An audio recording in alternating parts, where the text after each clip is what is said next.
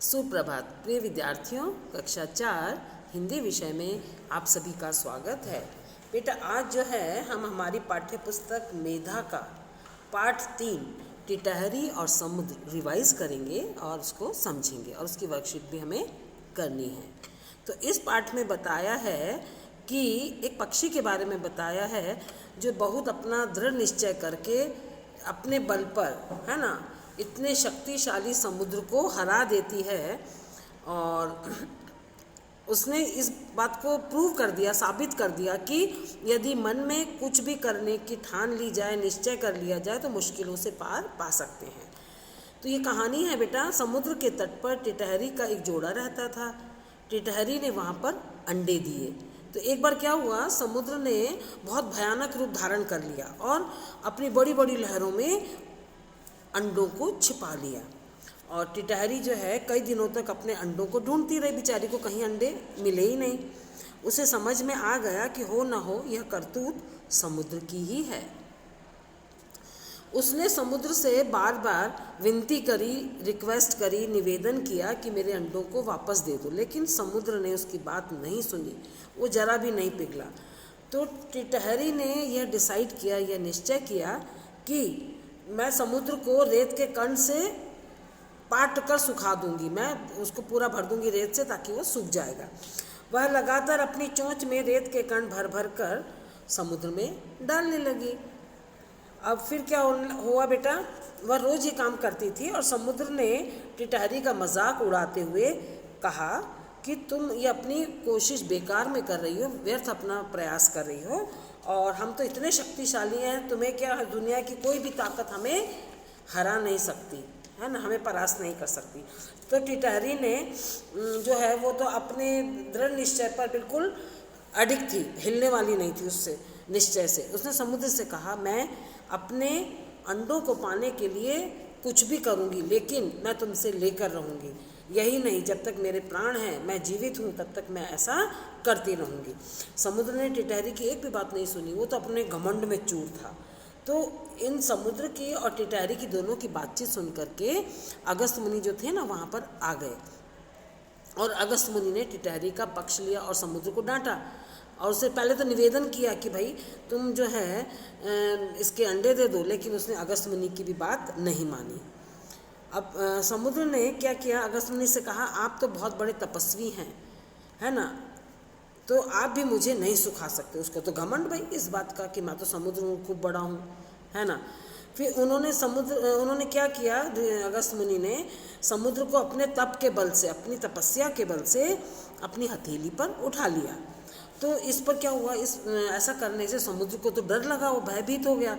उसको लगा कि उसे अपने जीवन की चिंता लगने लगी। तो और उसने कहा, कहीं अगस्त मुनि सचमुच में मुझे पी कर के ख़त्म ना कर दें, समाप्त ना कर दें, इनके पास तो इतना तप है, इतनी तपस्या है। फिर क्या हुआ, डर के मारे समुद्र ने टिटहरी के अंडे वापस दे दिए। और दयालु मुनि जो हैं उन्होंने समुद्र को आज़ाद कर दिया, मुक्त कर दिया, और उससे कहा, कभी किसी कमज़ोर को सताना मत, और इतना ही नहीं, अपनी ताकत का घमंड कभी भी नहीं करना। और टिटहरी को अब उसके अंडे वापस मिल गए। वापस जब उसको अंडे मिले तो बहुत खुश हुई, बहुत प्रसन्न हुई, और उसने अगस्त मुनि को धन्यवाद दिया। ये पाठ हमने पढ़ लिया बेटा। अब हमारी जो वर्कशीट है इसको अपन समझ लें। वर्कशीट में पहला प्रश्न है, जो उत्तर सही हो उसके सामने सही का निशान लगाइए। तो क वाला है, समुद्र के समानार्थी शब्द हैं सागर जलधि, दरिया सरोवर, नदी वारिद। इनमें से जो सही उस पर आपको टिक करना है। ख है बेटा, जीवन शब्द का विलोम शब्द है मौत, मृत्यु, निधन। इन तीनों में से जो सही है वो आपको टिक करना है। ग है, पूरे र माने पैर में लगने वाले, पदेन, पदेन र से बना हुआ संयुक्त अक्षर वाला शब्द है व्यर्थ, कार्य, समुद्र। हमने आपको समझाया था ना कि जो र का उच्चारण आधा होता है वो ऊपर लगता है, और जो र का उच्चारण पूरा होता है वो नीचे लगता है पैर की तरफ, उसको हम पदेन कहते हैं, और ऊपर वाले को रेफ कहते हैं, है ना। और अब प्रश्न 2 है, निम्न वाक्यों में आए सर्वनाम शब्दों को रेखांकित कीजिए। जो सर्वनाम शब्द है उसको अंडरलाइन करना है। क है वह घमंड में चूर था, इसमें जो सर्वनाम है उसको आप अंडरलाइन करेंगे। ख है मैं समुद्र को सुखाकर दम लूँगी। और ग है तुम्हारा प्रयास व्यर्थ जाएगा। घ है समुद्र ने उसका मजाक उड़ाया। अब इन सब में जो सर्वनाम है बेटा उसको आपको अंडरलाइन करना है, ठीक है। अब प्रश्न 3 है, इन शब्दों में से जो शब्द संज्ञा है उन पर गोला लगाना है। संज्ञा शब्दों पर आपको सर्किल बनाना है।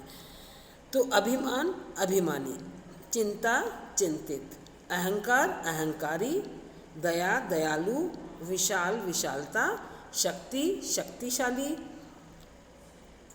घमंड घमंडी, कमज़ोर कमज़ोरी।